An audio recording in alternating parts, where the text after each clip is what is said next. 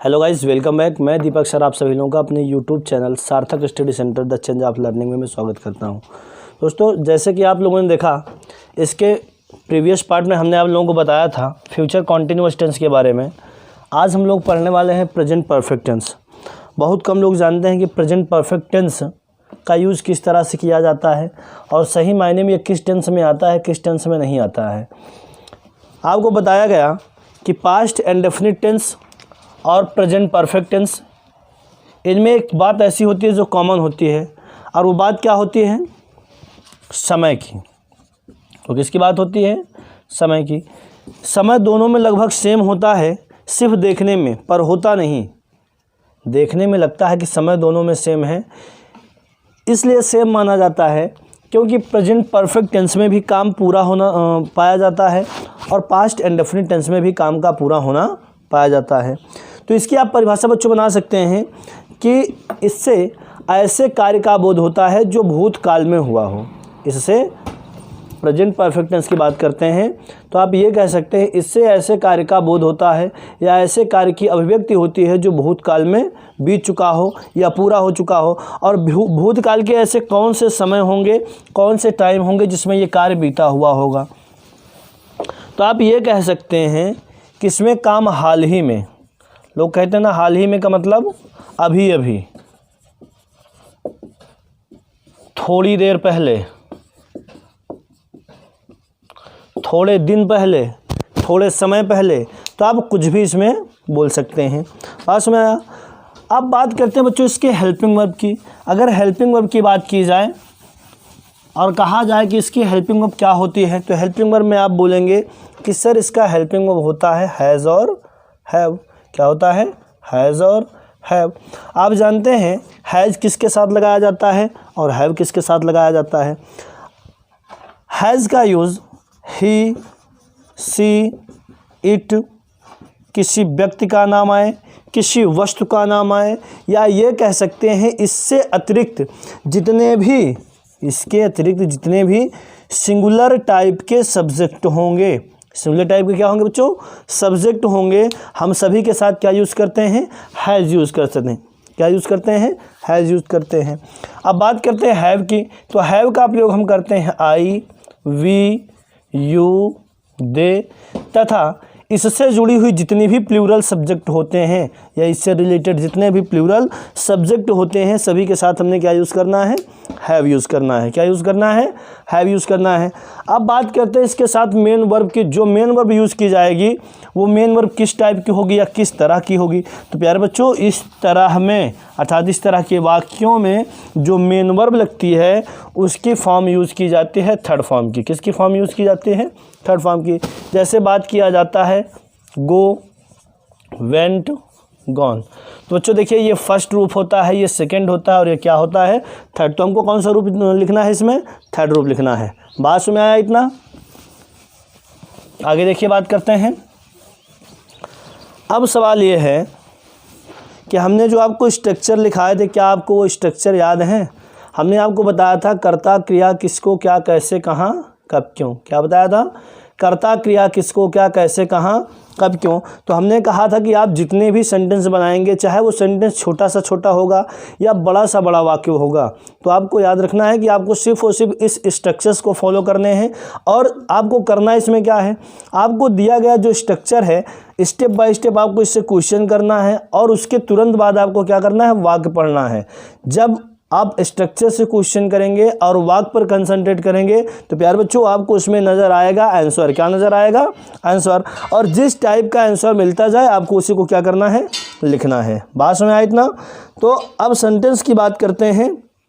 तो सेंटेंस से पहले आपको बता देते हैं कि आप सेंटेंस बनाएंगे और कौन से सेंटेंस को आप बनाएंगे जो प्रेजेंट परफेक्ट में हो। इसके लिए आपको सबसे पहले ज़रूरी क्या है? पहचान। क्या ज़रूरी है? इसके पहले आपको ज़रूरी है पहचान। तो आपकी पहचान की हम बात करते हैं तो पहचान आपका क्या होता है? जब किसी वाक्य के लास्ट में चुका है, चुकी है, चुके हैं, लिया है, दिया है, किया है आदि शब्द की बात की जाती है तो इसके साथ बच्चे हम क्या यूज़ करते हैं? हैज़ और हैव। क्या यूज़ करते हैं? हैज़ और हैव प्लस वर्ब की थर्ड फॉर्म।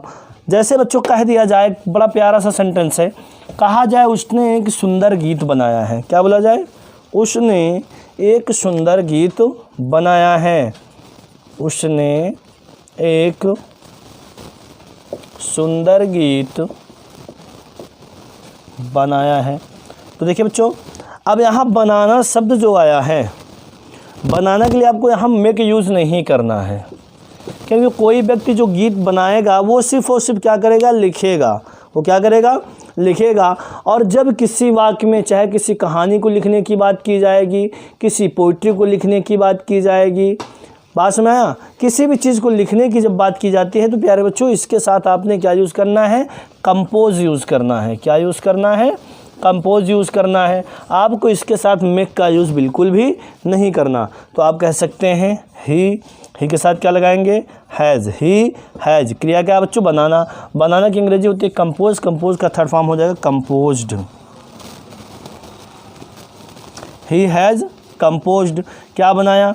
एक सुंदर गीत, अ ब्यूटीफुल सॉन्ग। बात सुनाया? He has composed a beautiful song. बात सुनाया प्यारे बच्चों? अभी तक आप लोगों ने चैनल सब्सक्राइब नहीं किया है तो आप सब्सक्राइब करके बेल आइकन दबा लें, क्योंकि हम बार बार कहते हैं कि आप तक आपके पास जो वीडियो आप देखते हैं उसकी क्लिप पहुंच जाया करे, उस वीडियो की क्लिप की नोटिफिकेशन आप तक पहुंच जाया करे। इसलिए आप लोग ज़रूर से ज़रूर सब्सक्राइब कर लें और बेल आइकन दबा लें। और देखिए अब नेक्स्ट बात करते हैं, जैसे इसी में कुछ सेंटेंस की, जैसे कह दिया जाए उसने अपनी घड़ी तोड़ दी है, तो बच्चों इसको आप क्या बना सकते हैं? He has broken his watch. He has broken his watch. उसने अपनी घड़ी तोड़ दी है। तो इस टाइप के बहुत सारे सेंटेंस हो जाएंगे। बात सुना आया? लेकिन बच्चों एक चीज़ बताइए, आप पढ़ते हैं present perfect continuous, past perfect continuous और फ्यूचर परफेक्ट कॉन्टिन्यूअस। जब आप किसी भी फ्यूचर कॉन्टिन्यूअस टेंस की बात करते हैं, आपने देखा होगा बच्चों, जब किसी वाक्य में टाइम आता है तो टाइम के साथ आपने क्या यूज़ करना था? आप यूज़ करते हैं सिंस और फॉर। लेकिन बच्चों मैं अगर आपसे ये पूछूं कि ये सिंस और फॉर का प्रयोग कितने टेंसेस में किया जाता है, या सिंस और फॉर का प्रयोग आप लोग कितने टेंस में करते हैं, तो आप क्या बोलेंगे कि सर हमने इसका यूज़ कितने टेंस में पढ़ा है? सिर्फ 3 टेंस में। आप कहेंगे present perfect continuous tense, past perfect continuous tense और फ्यूचर परफेक्ट कॉन्टिन्यूअस टेंस। लेकिन प्यारे बच्चों आपको हम बता दें कि इसका यूज 4 टेंस में किया जाता है। सिंस और फॉर का प्रयोग कितनी टेंस में होता है? सिंस और फॉर का यूज़ जो है वो 4 टेंस में किया जाता है। पहला तो होता है प्रेजेंट परफेक्ट, दूसरा होता है प्रेजेंट परफेक्ट कॉन्टिन्यूअस, तीसरा होता है पास्ट परफेक्ट, चौथा क्या होता है बच्चों? Past perfect continuous. क्या होता है? Past perfect continuous. अब आप सोच रहे होंगे सर इसमें एक टेंस तो आया नहीं, और वो क्या है? Future perfect continuous. My dear students, आपको मैं बताना चाहूँगा कि फ्यूचर परफेक्ट कॉन्टिन्यूअस टेंस के साथ कभी भी किसी भी क्षण आपको सिंस और फॉर का यूज़ नहीं करना है बच्चों। यदि आपने इसके साथ सिंस और फॉर कर दिया तो वाक्य आपका क्या हो जाएगा? गलत हो जाएगा। तो आप सोच रहे होंगे सर अभी तक तो हमने यही पढ़ा था।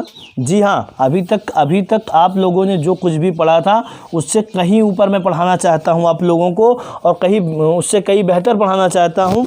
तो आपको मैं बता दूँ कि इसके साथ यानी फ्यूचर के किसी भी टेंस के साथ बच्चों आपको सिंस और फॉर ना लगा के आपको लगाना है फ्रॉम और फॉर। क्या लगाना है? फ्रॉम और फॉर। तो अभी टॉपिक हम छेड़ते हैं किसकी? सिंस और फॉर की। तो हमने कहा बच्चों जो प्रेजेंट परफेक्ट टेंस है, इस प्रेजेंट परफेक्ट टेंस में सिंस और फॉर का भी यूज़ किया जाएगा। तो सिंस और फॉर का यूज़ अब कब करेंगे? तो बच्चों आप ये कह सकते हैं कि इस वाक्य में हम सिंस और फॉर का यूज़ तब करते हैं जब हमको यह ना पता हो कि कार्य किसी निश्चित समय से शुरू है कि अनिश्चित समय से शुरू है, अर्थात हमको इस बारे में कोई ज्ञात ही ना हो। अब जैसे आप कहेंगे सर इसमें हमने वाक्य दे दिया कि रमेश सोमवार से बीमार है, तो आप कहेंगे सर सोमवार तो एक निश्चित समय है। लेकिन बच्चों एक बात बताइए, चलिए हमने ये कह दिया कार्य शुरू होने का समय तो निश्चित हो गया, लेकिन इसके एंड होने का समय आप बताइए कोई दिया है? नहीं दिया है। या ये कब तक इंड होगा? ये भी नहीं पता है। तो प्यारे बच्चों, इसकी पहचान सिर्फ इतनी बनती है कि ऐसे वाक्यों में रहा है रही है शब्द नहीं आएगा। ऐसे वाक्यों में रहा है रही है शब्द बिल्कुल नहीं आएगा। जैसे हमने कह दिया कि राजेश सोमवार से बीमार है। क्या बोला गया? राजेश सोमवार से बीमार है। तो आप करेंगे Rajesh has been ill since Monday. क्या होगा? Rajesh has been ill since Monday. अब देखिए बच्चों, आपने यहाँ पे हैज़ बीन क्यों रखा? हैज़ बीन बच्चों हमने इसलिए रखा क्योंकि ऐसे वाक्य में जब टाइम आता है और कार्य होने का बोध ना हो कि कब तक होगा, कब तक नहीं होगा, कब तक समाप्त होगा, इस मामले में कोई चर्चा ना किया गया हो, तो ऐसे वाक्यों में बच्चों हम इसको प्रेजेंट परफेक्ट टेंस के रूप का बनाते तो हैं, लेकिन हेल्पिंग वर्ब जो यूज़ करते हैं वो हैज़ बीन और हैव बीन का यूज़ करते हैं। बात समझ आया आप लोगों को? तो इस टाइप के जितने भी सेंटेंस होंगे इस चीज़ को ध्यान दीजिएगा। अब बच्चों हम बात करते हैं नकारात्मक वाक्यों की। तो नकारात्मक वाक्यों में आप प्रेजेंट परफेक्ट कैसे बनाएंगे? प्रेजेंट परफेक्ट के किसी भी नकारात्मक वाक्य का जब रूप आप बनाएंगे या किसी भी वाक्य को प्रेजेंट परफेक्ट टेंस का नकारात्मक रूप देंगे तो आपको सिंपल सा बता दें कि जहाँ पे आप हैज़ और हैव लगाते थे उसी के जस्ट बाद हैज़ और हैव के साथ क्या जोड़ देना है? नॉट जोड़ देना है। जैसे कहा जाए उसने चाय के लिए अपने कुछ दोस्तों को आमंत्रित नहीं किया है। उसने चाय के लिए अपने कुछ दोस्तों को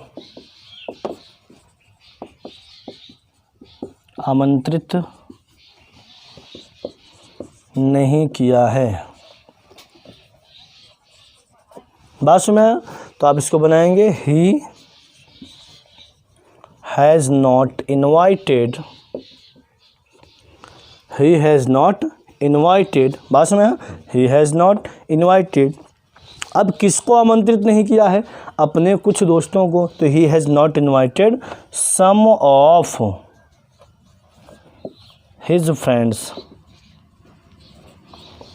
किसको आमंत्रित नहीं किया बच्चों? सम ऑफ हिज फ्रेंड्स, यानी अपने कुछ दोस्तों को। अब बात करते हैं किसके लिए आमंत्रित नहीं किया है? चाय के लिए। किसके लिए आमंत्रित नहीं किया है? चाय के लिए। तो बच्चों आप इसी को कर सकते हैं टू टी। क्या कर सकते हैं? टू टी, यानी कि he has not invited some of his friends to tea. बात समझ आया? बात समझ आया? जी हाँ, इतना कर सकते हैं। यार बच्चों, अगर हम बात करें इंटेरोगेटिव की, तो इंटेरोगेटिव में क्या करना है? हम आपको पीछे कई टेंशन में बता चुके हैं कि जब कोई प्रश्नवाचक शब्द पहले आए तो सबसे पहले सहायक क्रिया, यदि वही कोई प्रश्नवाचक शब्द बीच में जाए तो सबसे पहले उसकी अंग्रेजी। तो इसी टाइप को जैसे कहा जाए क्या बरसात का मौसम शुरू हो गया है? क्या बोला जाए? क्या बरसात का मौसम शुरू हो गया है? क्या बरसात का मौसम शुरू हो गया है? तो प्यारे बच्चों इसको आप करेंगे has the raining season, has the raining season set in, set in, has the raining season set in. बात समझ आया?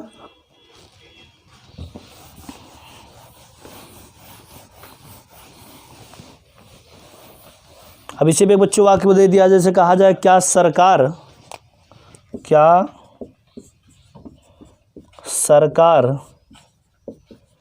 क्षतिग्रस्त फसलों, क्या सरकार क्षतिग्रस्त फसलों, भूमि और मवेशियों के लिए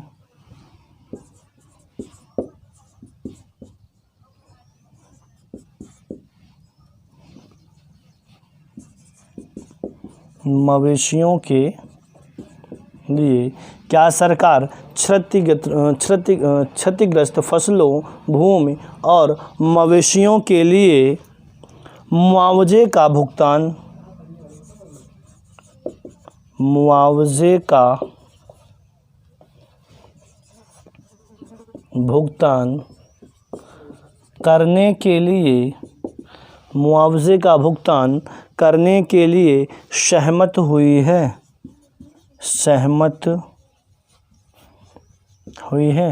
बात समझ बच्चों, तो इसको आप क्या करेंगे, has the government,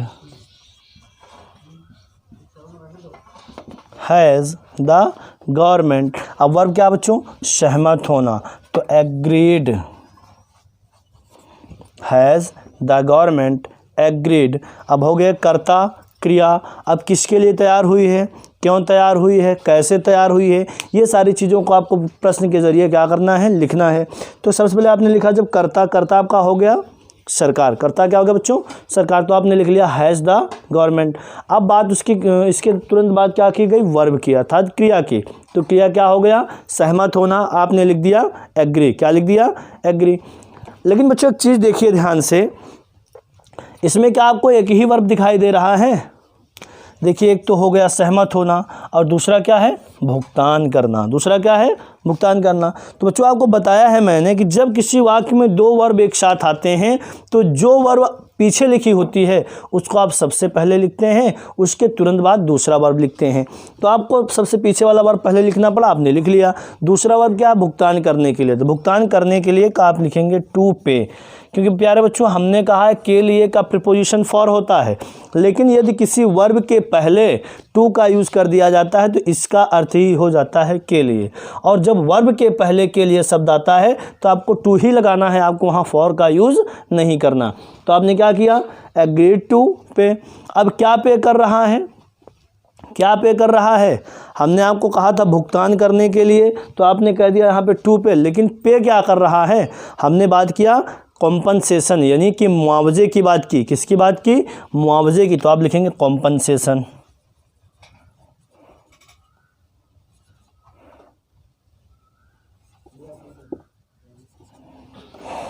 compensation, compensation. अब किसके लिए भुगतान कर रहा है, क्षतिग्रस्त फसलों, भूमि और मवेशियों के लिए। मवेशी क्या होता है, किसे कहा जाता है मवेशी, आप जानते हैं पशुओं को, किसको कहा जाता है, पशुओं को कहा जाता है, पशुओं के झुंड को क्या कहा जाता है, मवेशी कहा जाता है। तो बच्चों आप यहाँ हो जाएगा फॉर डैमेज्ड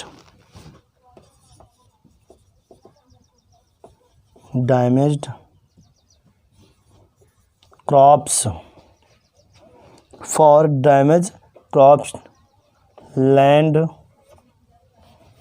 एंड कैटल, इस तरह का वाक्य हो जाएगा। फिर से एक बार देखते हैं, सब्जेक्ट आपका हो गया गवर्नमेंट, वर्ब क्या हुआ बच्चों, एग्री होना, उसके बाद दूसरी वर्ब हो गई टू पे, पे क्या कर रहा है, क्या पे कर रहा है, आपको बात किया गया तो आपने लिखा मुआवजा, तो मुआवजे की अंग्रेजी होती है कॉम्पनसेशन, ठीक है। अब किसके लिए कर रहा है, क्षतिग्रस्त फसलों, भूमि और मवेशियों के लिए, तो आपने लिख दिया for damaged crops, land and cattle. बात समझा बच्चों, इस तरह का वाक्य होगा। हमने आपको कहा इसकी नोट्स भी बनाते चले, क्योंकि ये बेहद इम्पोर्टेंट है आपके लिए।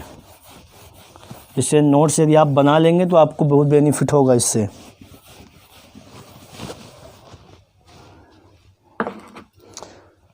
अब नेक्स्ट अगर सेंटेंस की बात की जाए, जैसे कहा जाए किसने अपना कार्य ईमानदारी पूर्वक नहीं किया है, तो आप लिखेंगे who has not done his work honestly. क्या बोलेंगे, who has not done his work honestly. तो इस टाइप के बहुत सारे वाक्य हो जाएंगे। अगर इसी में आप नकारात्मक बनाना चाहें तो नकारात्मक भी आप कर सकते हैं, कि आप जहाँ पे हैज़ और हैव लगा रहे हैं उसी के तुरंत बाद नॉट लगेगा। लेकिन जब इंट्रोगेटिव और नेगेटिव आता है तो आपको पता है बच्चों कि आप जब साथ में लिखते हैं, हैज़ या हैव को पहले लिखते हैं और उसके साथ नॉट भी जुड़ा होता है, तो हमने इसके साथ क्या यूज़ करना है, कॉन्ट्रैक्टेड फॉर्म, यानी कि has not, hasn't, have not, haven't. लेकिन जब इसको अलग अलग लिखते हैं तो हमको क्या लिखना होता है, सबसे पहले हम लिखते हैं वर्ब अर्थात एक्सुलरी वर्ब, फिर सब्जेक्ट, फिर नॉट। क्या लिखते हैं, एक्सुलरी वर्ब, सब्जेक्ट और नॉट। बात सुना, इस टाइप के आपको करने हैं। रोका ना, पड़ा रहा इधर, 20 से अपन कट करेंगे। कितने मिनट? 12 7 19, तब आज 30 मिनट बोले ही, 30 मिनट चाहिए। प्यार बच्चों, आपने देखा कि अभी तक ये केवल प्रेजेंट परफेक्ट टेंस के कुछ साधारण पॉइंट थे, लेकिन अगर हम बात करते हैं जैसे प्रेजेंट परफेक्ट टेंस के साथ कुछ एडवर्ब का प्रयोग हो जाता है। किसका प्रयोग हो जाता है? कुछ एडवर्ब का प्रयोग हो जाता है। एडवर्ब जैसे कह दिया जाए ever, never, always, several times, already, yet, just, lately, so far, up to now. बात समझ, इन तमाम प्रकार के एडवर्ब्स का यूज़ हो जाता है। तो आपको क्या करना है प्यारे बच्चों, याद रखिएगा कि जब किसी वाक्य में so for, till, now, yet ये सब आते हैं तो इनका प्रयोग सिर्फ और सिर्फ आपको निगेटिव और इंट्रोगेटिव में करना है। किसका प्रयोग? आप सो फॉर, टिल नाउ और येट, इन तीनों चारों का यूज़ सिर्फ और सिर्फ किस में करेंगे? निगेटिव और इंट्रोगेटिव में करेंगे। किस में करेंगे? निगेटिव और इंट्रोगेटिव में करेंगे। जैसे कहा जाए ही हैज़ कम रिसेंटली, क्या बोला जाए? ही हैज़ कम रिसेंटली, अर्थात वह हाल ही में आया है, वह हाल ही में आया। देखिए बच्चों, रिसेंटली मीन्स होता है हाल ही में। क्या होता है? हाल ही में। जैसे कहा जाए she has not gone yet, she has not gone yet. Yet means होता है भी, येट मीन्स क्या होता है? भी, या ये कह लिया जाए हाल में ना, तो आप ये भी बोल सकते हैं। और इन तमाम प्रकार की चीज़ों का जब यूज हो जाता है तो आपको प्यारे बच्चों सिर्फ याद रखिएगा कि इनका यूज़ प्रेजेंट परफेक्ट टेंस में करना है। लेकिन कभी कभी इसी वाक्य में अर्थात ऐसे चीज़ों में आता है यस्टरडे। क्या आता है? Yesterday, on the other day, last week, last month, ago. अगर इन सब का यूज होता है तो आपको याद रखना है कि इनका प्रयोग जब किसी वाक्य में हो जाएगा तो इसका प्रयोग अर्थात प्रेजेंट परफेक्ट टेंस में होगा तो सिर्फ प्रेजेंट परफेक्ट टेंस में नहीं करना है बल्कि पास्ट इंडेफिनिट में करना है। तो इसके अतिरिक्त ये सब चीज़ें आप कर सकते हैं। बाकी याद रखिएगा बच्चों, आप लोगों को जैसे मैं कह रहा हूँ कि आप लोग सिर्फ और सिर्फ पढ़ाई पे कंसंट्रेट करें और ज़्यादा से ज़्यादा लोगों को ये वीडियो शेयर करें और लाइक करें, कमेंट करें, क्योंकि कमेंट में आप जब तक कोई क्वेश्चन नहीं करेंगे या जब तक आप कोई टॉपिक नहीं लिखेंगे जिसके बारे में आपको संदेह हो तो प्यारे बच्चों हम कैसे जान पाएंगे कि आपको वीडियोज़ अच्छे लग रहे हैं या हम कैसे जान पाएंगे कि हाँ आपको क्लास अच्छी लग रही है। तो आप कमेंट करके ये ज़रूर बताएँ। और चलते चलते आपको मैं सिर्फ इतना कहूँगा बच्चों कि काबिल होकर भी कामयाब ना हुआ, थोड़ा और अभ्यास करूँगा मैं। काबिल होकर भी कामयाब ना हुआ, थोड़ा और अभ्यास करूँगा मैं। बीत जाता है एक और साल यूं ही, पर एक और प्रयास करूँगा मैं। इसलिए बच्चों आप लोग साल को बर्बाद ना करें, आप लोग सिर्फ और सिर्फ जो भी आपको पढ़ाया जाए आप अच्छे से स्टडी करें, अच्छे से पढ़ाई करें, क्योंकि ये कोविड-19 के दौर याद रखिएगा ये अभी काफ़ी दिन चलने वाला है, शायद ये पूरा साल जा सकता है। तो आप लोग क्या करेंगे? पूरी साल पढ़ाई को अपने बर्बाद करेंगे? तो आप लोग पूरे साल पढ़ाई को बर्बाद ना करें, घर पर बैठें और थोड़ा समय पढ़ाई पर ज़रूर निकालें, क्योंकि यदि आप स्टडी करते रहेंगे तो आपकी जो रेगुलेशन है क्लास की वो कम से कम मेंटेन आपकी बनी रहेगी। तो याद रखिएगा आज के लिए सिर्फ इतना ही, बाकी मिलते हैं नेक्स्ट पार्ट में। धन्यवाद।